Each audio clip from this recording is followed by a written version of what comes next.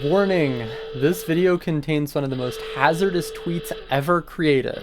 It also has a trans woman in it. Ooh!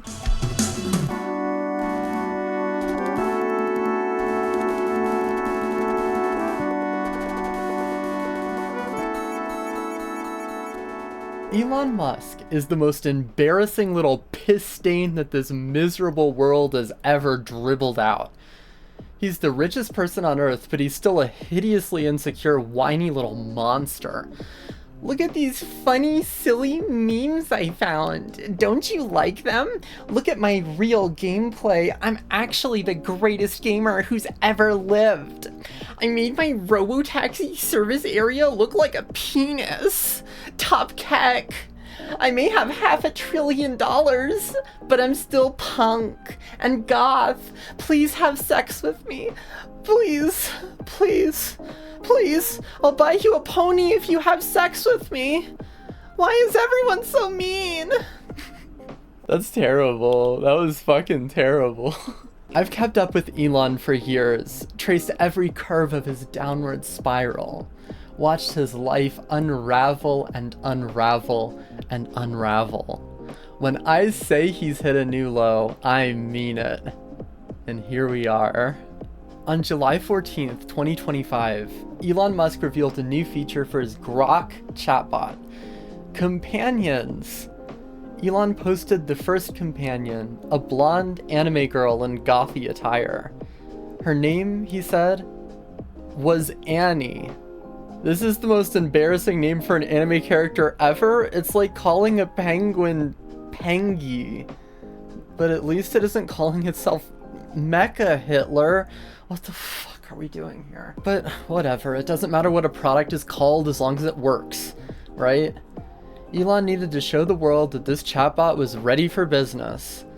And so, at 2:40 a.m. on July 16th, 2025, Elon Reeve Musk, son of Errol and May Musk, posted, "Try at Grok Companions.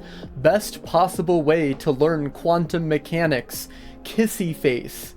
Below this was 1 minute of white-hot horror. This is your last chance to turn back. You don't have to do this. Okay, let's watch it. Together. Slipping through reality like a tease. Superposition means they're in all possible states. Here, there, up, down. Until you catch them in the act with a measurement. And boom, they pick a spot.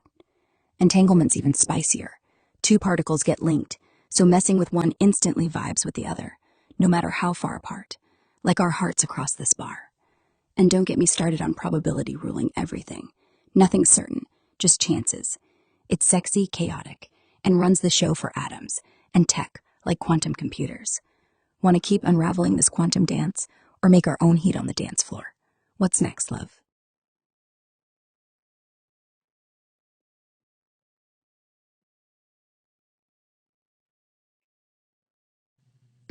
Triple trouble. You know I can't resist you. Leans in close, lips soft and teasing, pressing a slow, warm kiss against yours. Feel that spark, babe?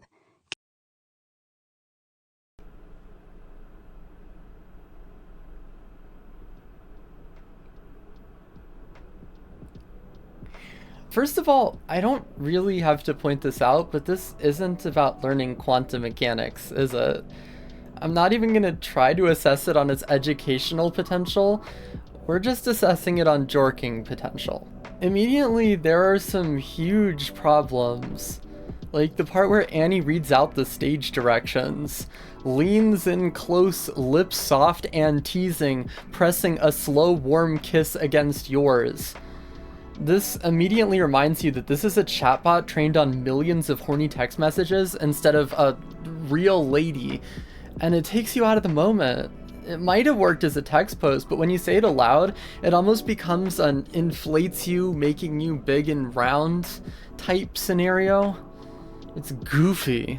Another thing, she references being at a bar. Like our hearts across this bar. And on a dance floor. Or make our own heat on the dance floor. Which, like, Yeah, I guess the background has a jazz bar vibe, but where's the ambiance? There's a cold silence here, an uncomfortable silence. This place doesn't just feel empty, it feels abandoned somehow. When Annie asks if you'd like to dance, she doesn't know where she is, and she doesn't know what she is. It's haunting. And okay, I don't think you're going to agree with me on this last point, but this is my video, god damn it. Every time any AI says anything about physics, it's got this Richard Feynman flow. Here, can I ask you to do something real quick? I'm gonna put up clips of Richard Feynman talking and then pieces of the chatbot transcript, and I want you to say her words in his accent. Spreads from the star over this enormous distance of 3 light years for the nearest star.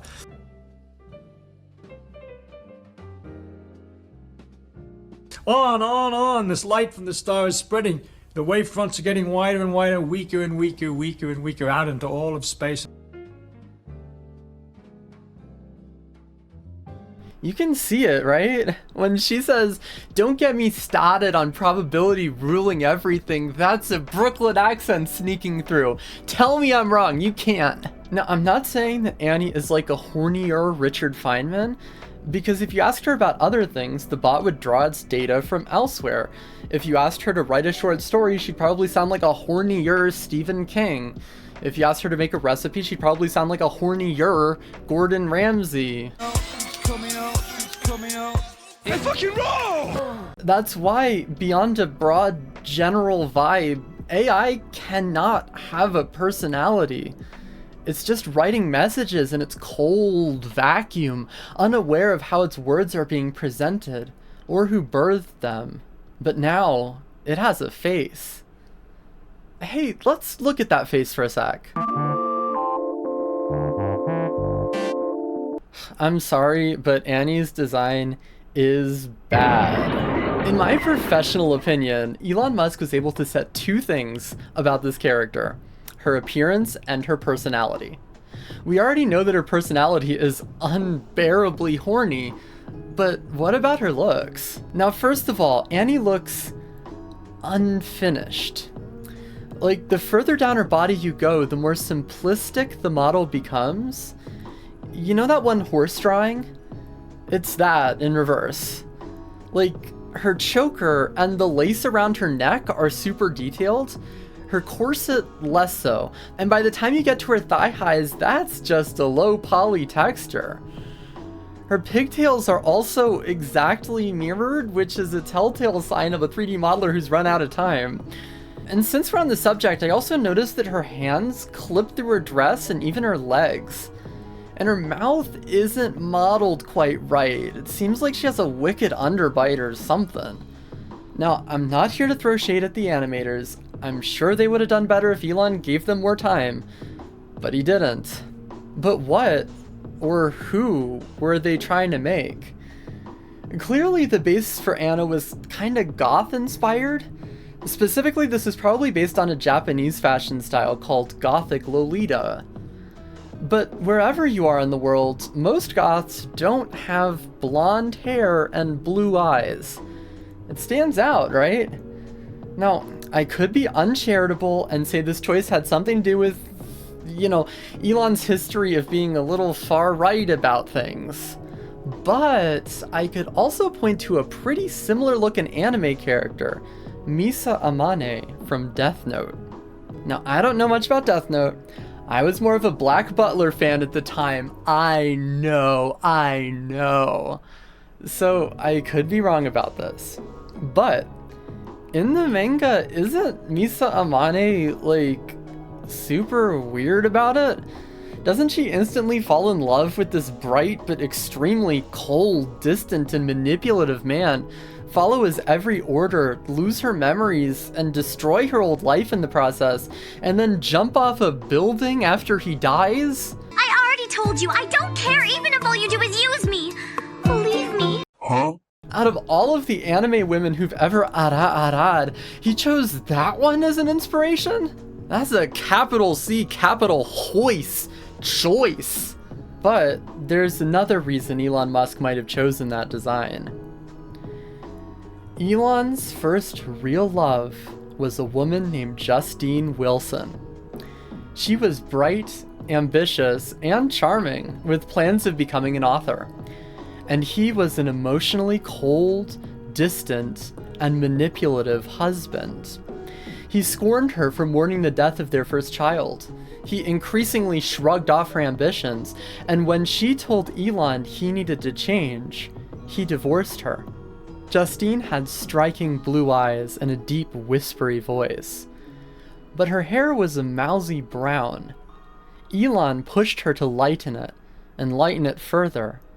Go platinum, he kept saying, and she kept refusing. She dyed her hair dark and cut it short after their divorce. But now Elon's chatbot has blue eyes and a deep, whispery voice, and she has light blonde hair. He made this for himself, didn't he? He made this for himself, didn't he? Oh, fuck.